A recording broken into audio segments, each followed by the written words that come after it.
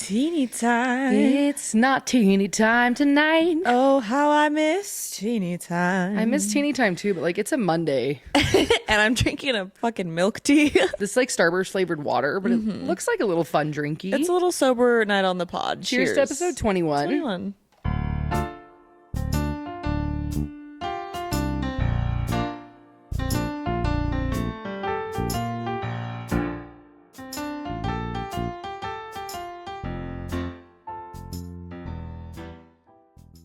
There's zero satisfying clink noise whatsoever. I feel like a little kid. There's like a panda bear on the front of this. Okay, so you guys might be wondering, if you're watching the podcast on YouTube, why the heck am I sitting on a pillow?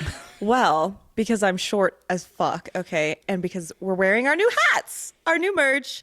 You can check out our merch at www.badtherapypod.com. They're super cute. I honestly haven't taken this hat off since I got it. It says, "You need a lobotomy." Yeah, like they're really flattering. The girls that don't like normally like to wear caps, these are super Yeah, no, cute. trucker hats, perfect for summer. The reason that we came up with this idea to make these was because I was looking for a new trucker hat for summer, because I swear they always look so cute on everyone. And I was like, I want one that represents Bad Therapy Podcast, but we didn't want them to be like screaming Bad Therapy branding in your face. So we added a couple little punny jokes on the front. Fun little twists. Madison says teeny time. Teeny time. With a martini with a bunch of olives, because we like our martinis like we like our Lobotomies.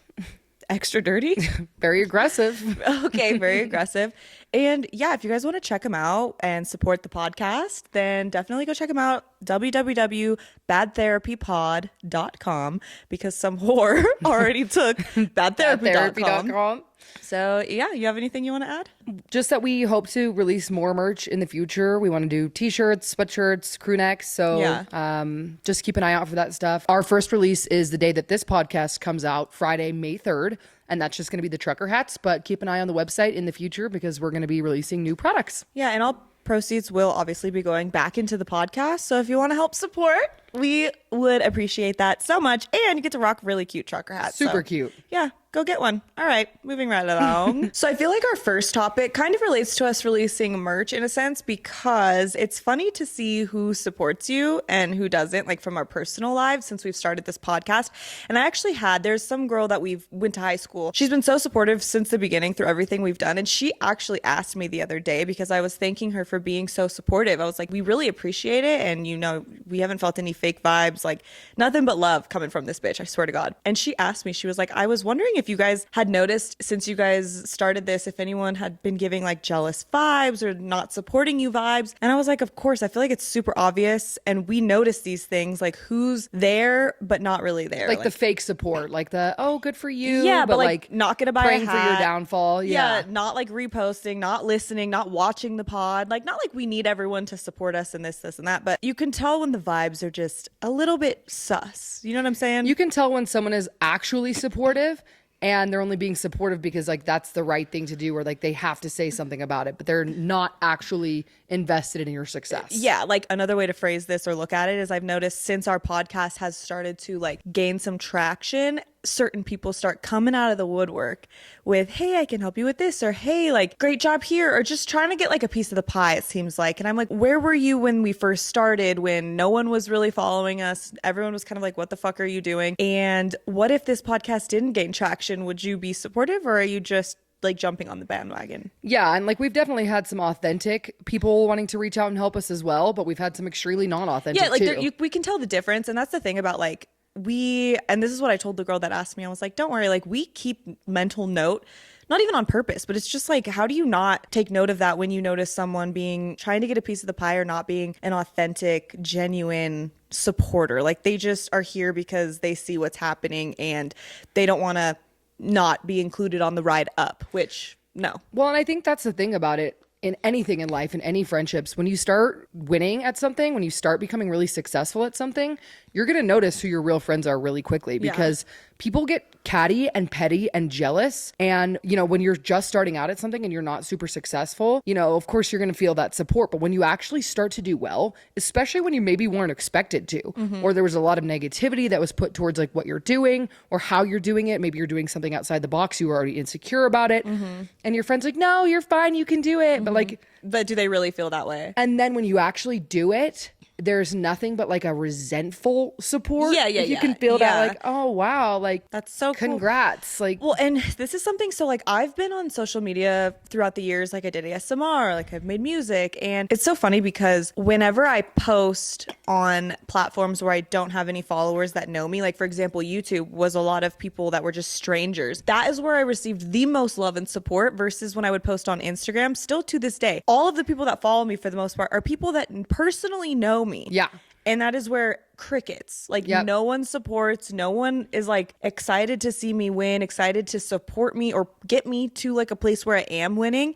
But then when I go to a platform where nobody knows me, those are like the strangers are the ones that want to see me winning. And it's yeah, just and like who are like liking, commenting, watching, like the most supportive. Yeah. Because they're not doing it because they're your friend. They're doing it because they're actually supportive. Yeah, and there's no jealousy on their end because They they don't know don't know you, me. yeah. Yeah, you know what I mean? Not like saying that people are jealous, but it's natural. And like I've been a victim of being jealous of these things too. And I think like I don't know if we talked about this on another pod or if it was just something that we discovered and we were chatting about like on our own time. But I've definitely been through the feelings of jealousy, seeing people succeed, not like where I'm not supportive or where it's like to a toxic level. I think it's normal. I think a healthy level of jealousy is good in life because it helps you push yourself to new like heights and stuff. But I remember feeling that and having to like self-reflect and analyze why, like what about what they're doing was making me feel that way. And it was because why am I not doing that? Why can't I do it? Why didn't I do it? Why didn't I do it? They're doing this. Well, I should be doing that. And like you almost, it's like within yourself, you feel like you should be doing more. Like you could have done that, but like why aren't you doing If someone that? I know and am close with could do it, why didn't I do it? Yeah. And that's exactly what you said. You have to take accountability for those own feelings and like assess that jealousy because jealousy is a very normal feeling. Yeah. And I think we've had, and obviously if you're listening to this, you know who you are. We've had very authentic, very wonderful, close friends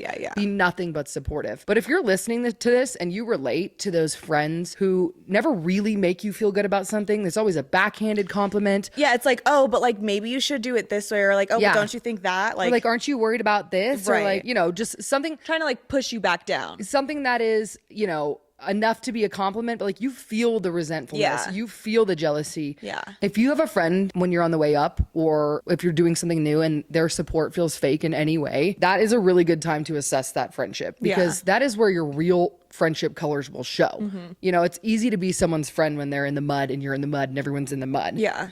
But to be someone's friend, to be supportive when they're doing something like when they're like winning at life, like I'll speak to this on my behalf of our friendship. When Madison was getting into real estate and she was really succeeding, like making so much money, buying a house, buying a car, like has her career. And I was bartending, making like $20,000 a year, living at home with my dad, barely making enough money to like not even live, like not paying rent, just didn't have a career path, feeling like absolute dog shit about myself. There was not one point where I was jealous or envious to the point where, like, of course there were feelings of like, God, why am I not doing that? But it was never like that I didn't want to see her winning. It was never directed at me. No, and it was just obviously like, of course that's going to make me feel some type of way about my own situation, but it was never like I am jealous of you or I don't want to see you succeed. Like I was so happy, genuinely happy and excited for you. And I think you know that because I think you would have sensed it. Absolutely. If it was anything different. Never felt anything different from you for even a second. But I could definitely see like even in my situation the last year when I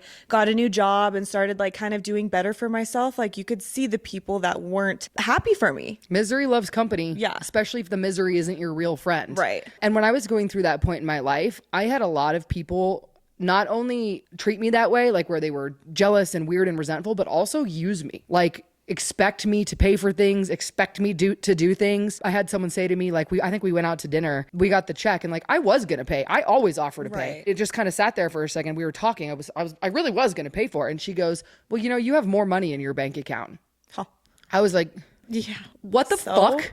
Yeah. How is that even close to being relevant? Yeah, so I work my ass off and you don't? Sorry. Yeah, and not to mention, like, if you don't have it and you can't do it, that's totally fine. All you have to say is, hey, like, I'm slacking a little bit right now. Yeah, like there's been so many times where you've covered me because I've been your broke ass little friend. Like, happily. But I would never expect that of you. And that's the difference. And the second that I can pay it back, like I'm like, I got you. Yeah, you know? Exactly. Yeah. Because it's not a you using me thing. It's a, oh, I can help you here, so I will. Yeah. And that's my thing is like, I'm going to be so generous with people who would reciprocate that with me.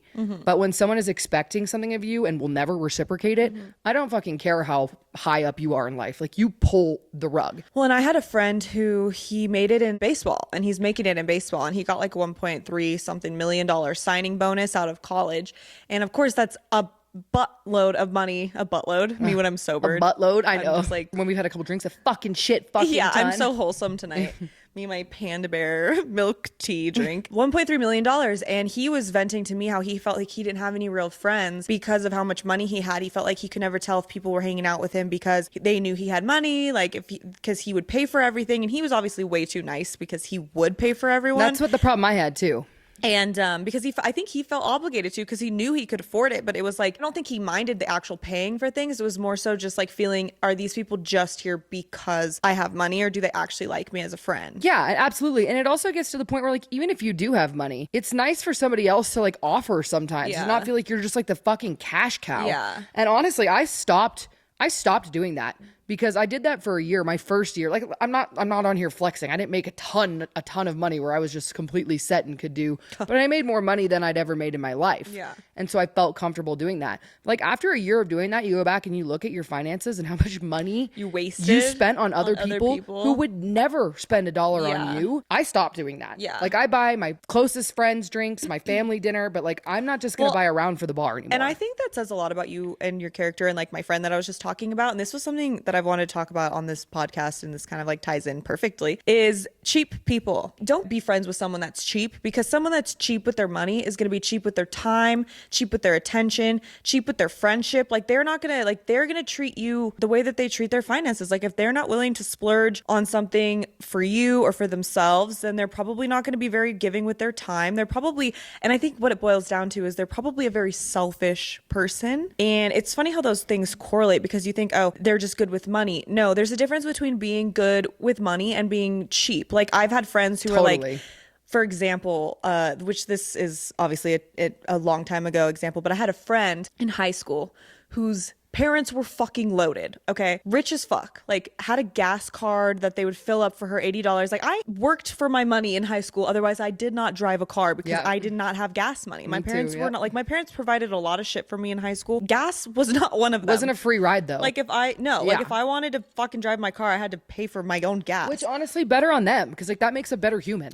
Right. So I just remember like in high school, she would drive somewhere and then ask us all to Venmo her for the gas that her parents paid for. And I just remember being like, and she was like kind of a selfish person. And I think that they just correlate very well, because like I've had other friends throughout my life too. Like I'm a very giving, like if I have money, I will absolutely spend it on you. And I wouldn't say I'm bad with my money. I'm just a giving, generous person. It's like generosity versus selfishness, you know, like you get what you give in this world. And if someone's asking you to buy them something, it's in my mind, I'm like, they must need it more than I do. You know what I mean? And I just think that it goes hand in hand with your character. I mean, there's a huge difference, like you said, between being financially irresponsible and being stingy. Yeah. And you're absolutely right. Like there's a quote that's like, someone who makes minimum wage will buy a round for their friends. Mm-hmm. And someone who makes $100 million a year is going to ask you $3 for the Uber. Yeah. And like, which is crazy. It's so true. Yeah. Like I do understand to a certain extent, because I think people with a lot of money do get used. So they kind of start to get over it. But for somebody who, especially someone who's handed everything, they lack generosity. They lack that selflessness that comes from learning to work for your money, and like understanding that being financially responsible does not mean that you have to be cheap. Yeah, and I'm not saying like if someone goes and buys everyone's dinner and puts it on their card that like that's them being generous and no one has to Venmo them, or like it's bad if they're like, hey, can you Venmo me for your portion of the dinner? Like, yeah. That's not what I'm talking about. I'm talking about if it's a $10 Uber and they're like, hey, there's like 6 people in the car, and then they send you a Venmo request for like 60 cents a piece. I've literally, I'm not even joking, gone out with a group of girls before where everyone split the Venmo. So we were all Venmoing, like, I'm not joking, 30 cents a piece. Back and forth to each other over At the this night. point, I was like, what the fuck are we doing? Like, how about one person just gets the fucking and I'll get Uber the at next one. Yeah, and that's the thing. Like, let's just, if you're really good friends with people, I get if you don't know people, but it's like 30 cents, bro. Like, good God, how about let me just pay for the whole fucking thing? I got it. Like, I got it. Yeah. Like, but that's the thing is like, you know, especially with friends that you trust and people that you know, it's so easy. You're like, I got this drink, you got the next one. And like, that is so reciprocated. Yeah. It's hard going out with people that you don't know. Even at that point, though, I'm still like, I got this one, you got the next one. Do they always get the next one? No, but not usually really. it's not like a $900 tab tab or even like an $80 tab, it's like a $5 drink. Yeah. you And know? like, I don't care because I like being generous. Like, I like that feeling. I do too. I like being able to share and like provide and like make people happy. And if someone can't do that back, that's totally fine. Yeah. Like, I'm not doing it in hopes that you do it back. You know, like some days I'm just feeling extra generous, but I think just as a life lesson, when you're picking your friends or paying attention to the people in your circle, if someone is stingy and cheap, they're probably not that great of a person. Probably a little bit And I know that selfish. sounds kind of funny, but it does correlate. I'm saying pay attention to it and you'll notice. On the topic of being financially responsible, can we fucking talk about this economy for a hot second? Oh my God, yeah. A bad therapist talking about the economy, Talking guys. about buying each other drinks in this economy. Buckle up for this segment. This economy is absolutely brutal. So I do understand people being a little stingier. Yeah. I mean, like, buying someone a drink in this economy. it's like $15 to buy someone a drink. It used to be like $5. Yeah, you have to give up your fucking dinner to buy someone a drink nowadays. It's funny because I saw this TikTok that was like, instead of price tags, they were putting like the price of things into hours of work for like a minimum wage. And it was like bobby pins, 3 hours of work. A Starbucks soda?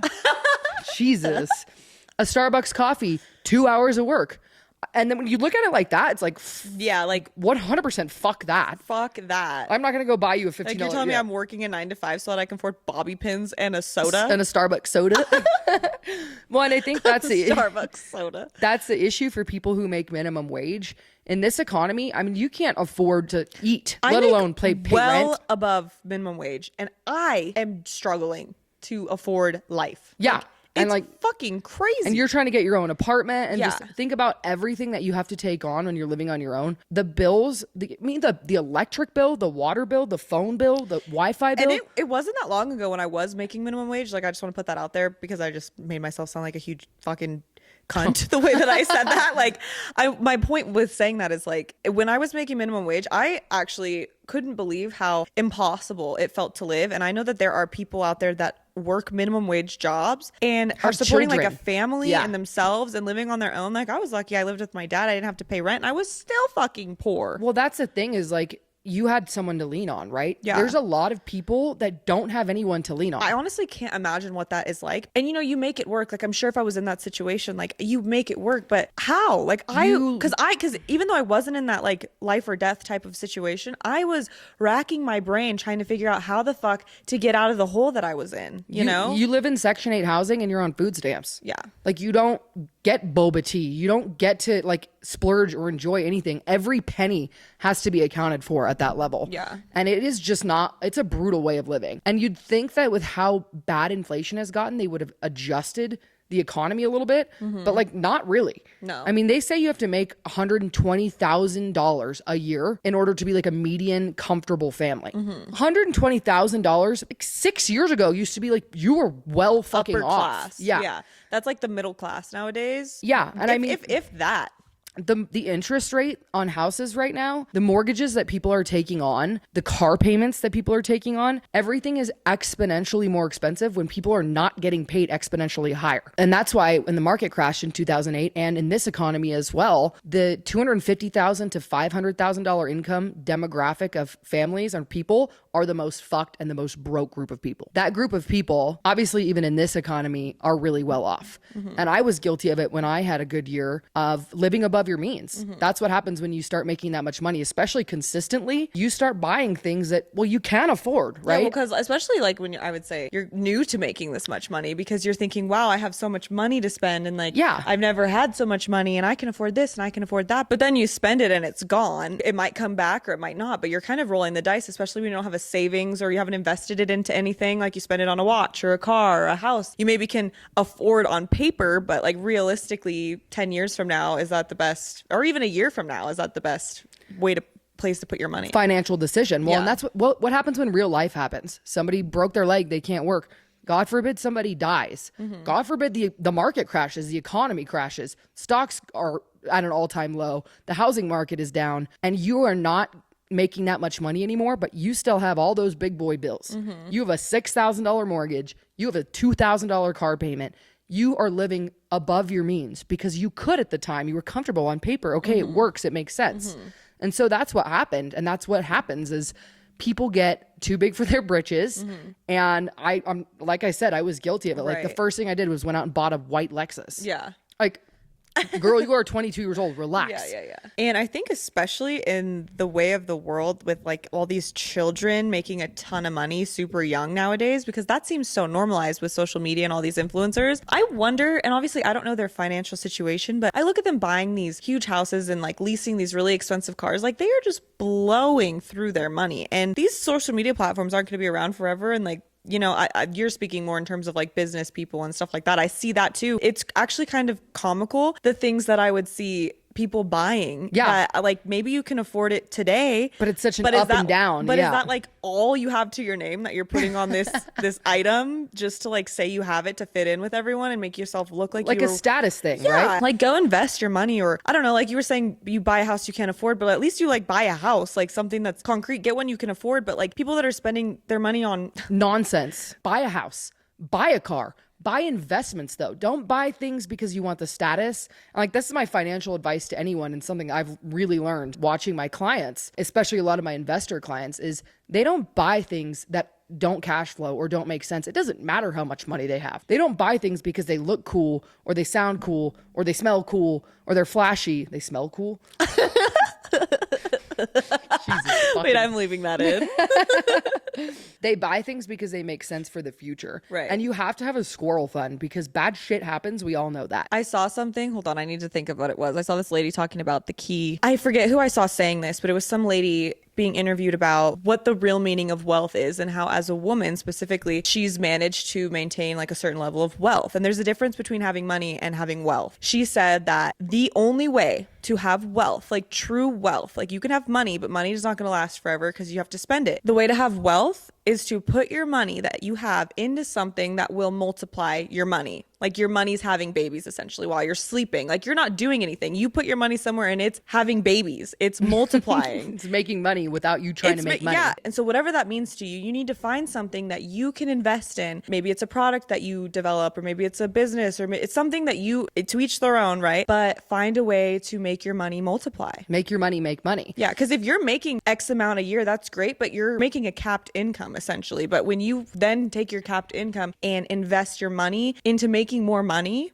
then you have wealth. I think a big thing that a lot of people don't know, especially people that aren't millionaires and billionaires and investors, people don't know this stuff, is that your money sitting in your savings account is not doing you any good. Right. Like you should be investing. I don't care if you make $7 an hour at McDonald's. I don't care if you make $700,000 a year. You should be investing every spare cent that you can into an S&P 500 or a Roth IRA. Talk to a financial advisor. The best decision you will ever make in your entire life is to start investing money young. It will multiply exponentially. And by the time that you're getting ready to retire, or you do want to invest in a business, you will actually have something to pull from. You cannot save your way to wealth, and you cannot earn your way to wealth. The only way to achieve wealth is to invest it. And that's absolutely true. Like, I know I just said this, but like I'll say it again for the people in the back. Your money sitting in your savings account is depreciating in value. Mm-hmm. Inflation is going to be faster and bigger than that investment account or than that savings account in your, like, you know, whatever, your Wells Fargo bank account or whatever. Mm-hmm. You have got to, I mean, you have to have some money to fall back on, right? Like if something bad happens, liquid money. But like, I'm talking maybe 3 months tops of being able to like cover your bills or whatever. Every single penny besides what you absolutely need should be invested in something. I'm not going to say what that is because I'm not a fucking financial advisor. That's why I have one. But like, don't let being scared of investing your money, let your money just sit there and depreciate in value. I 100% agree. And I think this is the first year where I've actually had enough money to invest or put into anything else other than just fucking survival, right? So that's nice. And I look forward to letting that grow and develop. And also not only investing into certain things and Roth IRAs and stuff like that so that it appreciates over time. But I also look forward to investing in myself and my own personal brand and creating businesses for myself to create money over time, passive income such as that.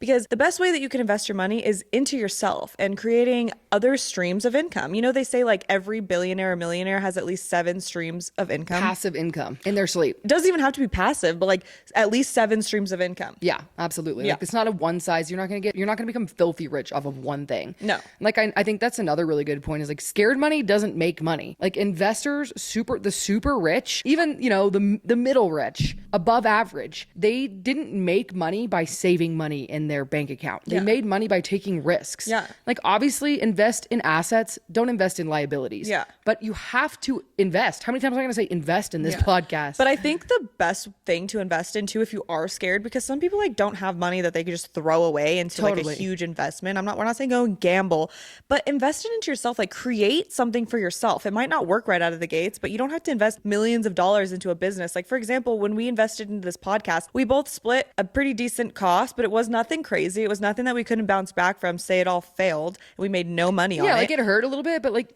it's okay. But it was worth it. Yeah. We were like, it's an investment for ourselves, for a business, for something that would be passive income, a second stream of income for both of us. And that's what it's become. And now we are adding a third stream of income, which is our merch, and so on and so forth. We're just going to keep building our empire, basically. And we want everyone that's listening to this podcast to fucking do that with us. Like something you can consistently pursue, something that you have a passion for. Yeah. It doesn't really matter what it is, as long as it's, you can't get content. Yeah. In your 9 to 5 and in your paycheck to paycheck, because if you do, you'll never be able to break out of that cycle. Yeah, like you'll be making ends meet. You'll be financially stable, but you'll never be wealthy. And that's what I was trying to get at earlier is like there's a difference between being financially stable and having wealth. The only way to break out of that cycle, like you just said, and find true wealth is to take risk, invest, take a chance on yourself. And I believe that every single person has something unique to share with the world. That's going to be your golden ticket. Your gift. Yep, absolutely. That's going to be your golden ticket, whether it's knowledge about something or entrepreneurship or your creativity or whatever it may be to you. Because I know as I'm speaking, everyone's thinking of that one thing that they have to offer that's unique. And the only thing holding you back right now is that you're just too scared to take a chance. You're scared of what people are going to think about you, putting yourself out there. Now in this day and age is the easiest time to capitalize on these things because we have social media. We have the biggest marketing platform in the world at our fingertips to connect with people. Yeah. Yeah. Like big companies back in the day used to have to hire and spend millions of dollars for marketing teams and marketing employees and all of this shit. Door to door. Just to get their name out there. Right. Whereas now you can just literally by the click of your finger in your bedroom, from your bed, market yourself to the entire world. And with that, obviously comes a lot more competition too, right? Oversaturation. Right. But like, that's why you have to find a niche. Yeah, that's why you have to be unique. And consistent. Yeah. I think that's something a lot of people too are like, you get discouraged because there's so many people doing the same thing you hear on social media all the time. Look at this digital marketing. I made 100K in 3 days. Like all this bullshit that saturates your timeline. It's discouraging. It's not encouraging. No, and I'll say this. When we first started this podcast, Madison was like, I don't understand how this is going to work. There's so many fucking podcasts. I'll give you our secret right now. Here's the secret sauce. We have not skipped one single week. We have not gone 1 week since we've started where we haven't posted a podcast, where we haven't posted a reel, where we haven't posted multiple reels. We have pushed through the days where we didn't want to do this. We have filmed twice in 1 week because the podcast didn't turn out the way that we wanted it. We've taken it seriously and we have not quit on ourselves. Consistency. It's consistency. And I know that they say like consistency is key and it sounds so fucking cliche, but it is so true. That is the only advice I have for anyone that wants to, even if it's start a podcast, anything. If you just stay consistent, make a pact with yourself, set a goal for yourself. We said we were going to post once a week for an entire year straight. That's 52 podcasts every week without fail. And so far we've done it and we don't plan on quitting anytime soon. No, absolutely. And like you said, consistency is key with anything. Like you can put that in terms of a podcast, real estate. I know there's a lot of people that want to get their real estate license or do get their real estate license and drop out. Like 98% of agents stop being agents within the first 2 years. Yeah. Fucking crazy numbers. When it comes to something like entrepreneurship, you need to have accountability and grit. You need to have like motivation, self-motivation. And the thing with motivation is I think everyone at this point in your life knows that motivation is not something that we wake up every day with because let me tell you, tonight we did not want to film. Neither of 0%. us did. We have had a long ass week. We didn't tell you guys this in the beginning. We filmed this exact podcast on Friday and we scrapped the entire thing in the trash. We did not want to be here. We're tired. It's Monday. We're not drinking, so our energy is obviously low. It's been a long week. We got a lot going on, but being motivated wasn't a question of whether or not we were going to film tonight.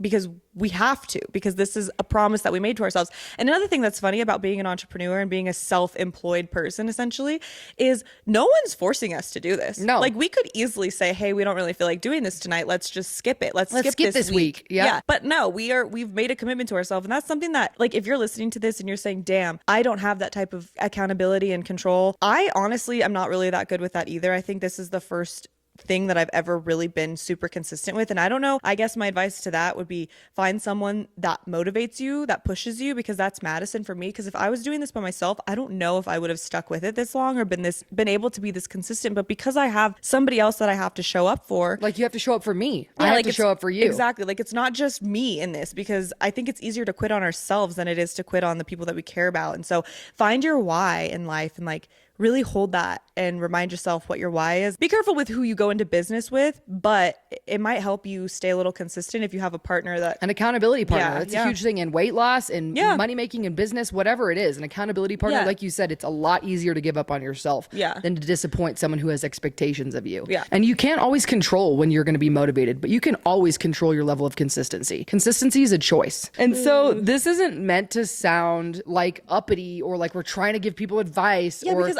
especially with this topic, like I know it's not that easy. You know, it's easier said than done. We've all fucking been there. But I will say, like, I wish I had someone telling me these things when I was trying to figure this out for myself. And I did. I had my last job. My boss, he was a huge like role model and mentor to me when it came to finance, because I had never really been shown or taught or knew anything about it. And I kind of would listen to the things he would say just from working and editing for him. And I learned a lot. And so it's really like another tip that I have, just like an overall life tip, is surround yourself with people that know more than you. You don't ever want to be the smartest person in a room. If you're the smartest person in a room, go find a different fucking room. You're in the wrong fucking room. Because seriously, if you're not learning something in every room you go into, then you're in the wrong room. You're never going to exceed. You're never going to level up if you're surrounded by people that are always learning and taking from you. And it's great. Like give, but you also have to take for yourself sometimes. And in those situations, you're not just taking because maybe you're helping your mentor with their business and with what they're doing, but you're absorbing, like be a sponge, absorb what they're doing and what they're saying and learning. And then when you feel like you outgrow that room, go find a new room.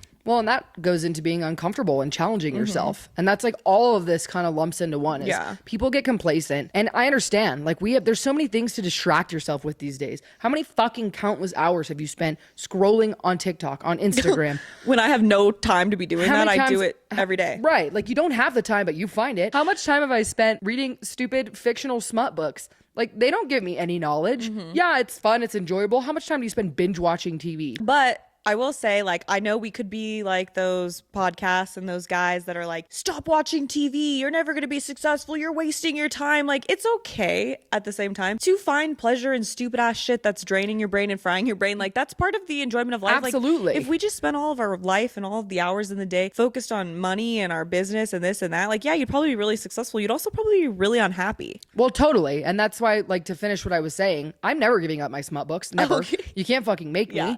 But you have like I love my brain rot days where I just scroll on TikTok and become dumber by the end of the day. Like I will never give those days up. Like your last two brain cells are like TikTok. Like no one speak to me. It's TikTok. You're absolutely right. This is not a red pill podcast. We're not sitting here. You can't fucking scroll on Instagram. Yeah. No, like I do it all the time. Yeah. But to what I was saying, if you want to start pushing yourself and you want to challenge yourself, just start time blocking. Because that's something that I had to do. Is like, if I didn't set time blocks for myself, I would do it for hours and hours. I would be up reading until 4 or 5 in the morning. See, I don't have that fucking like go the fuck to sleep. Yeah. And like your whole day is messed up. So absolutely make time for yourself. Make time for things that are stupid and irrelevant and to relax and to let your brain calm down. But also time block and show up for yourself. Yeah, like be responsible. Hold yourself accountable. Yeah. Because like we said, motivation comes and goes. Consistency is something that you can choose. Yeah. So on to the last topic of the night, which kind of ties into the like financial friend like vibe that we've been going on about. Coachella just happened. Apparently Coachella was a lot more fun this year than it's been any other year, which I thought it was falling off. Like there were rumors the last couple of years because it's just been overran with influencers. And I was just watching all of these influencers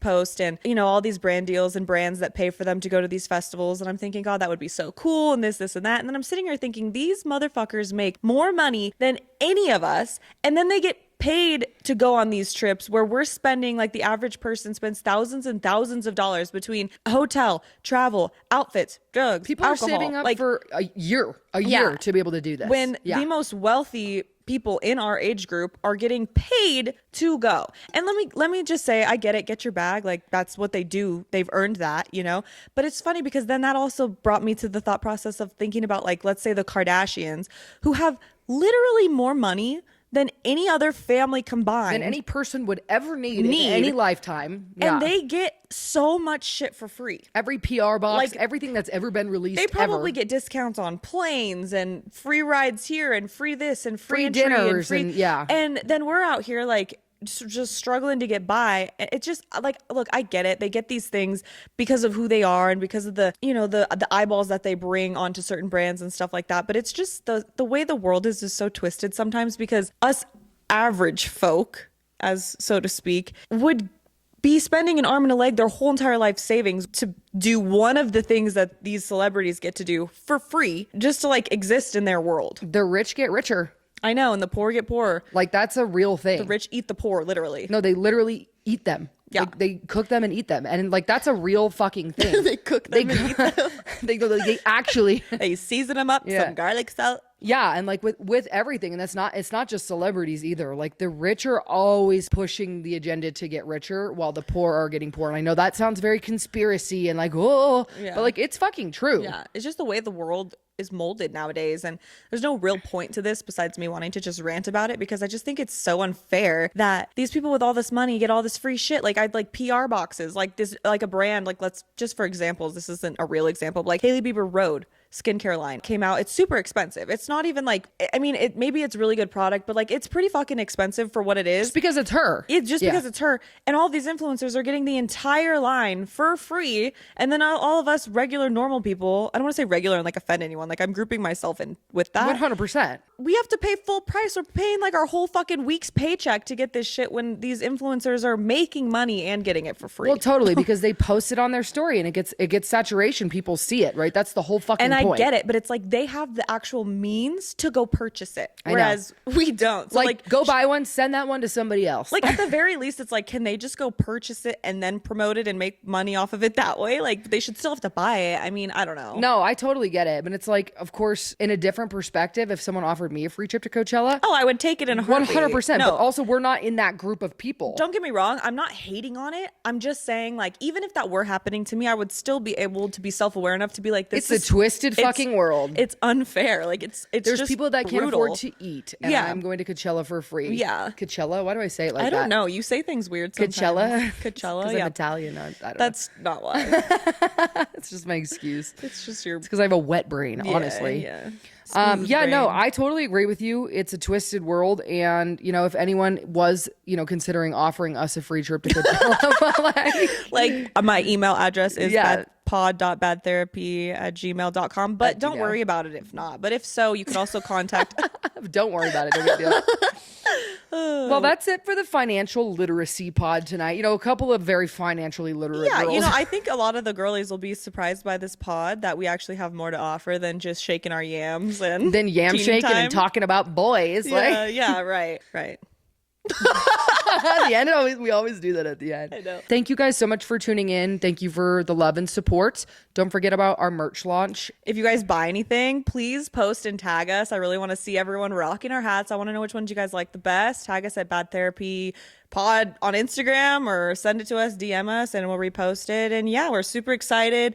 And we will see you guys next Friday. Week. God, okay. we always say the opposite. I know. Next Friday, next week. Next week, whatever. Cheers me with my fucking boba milk tea and your sparkling water. Bye. Sober pod.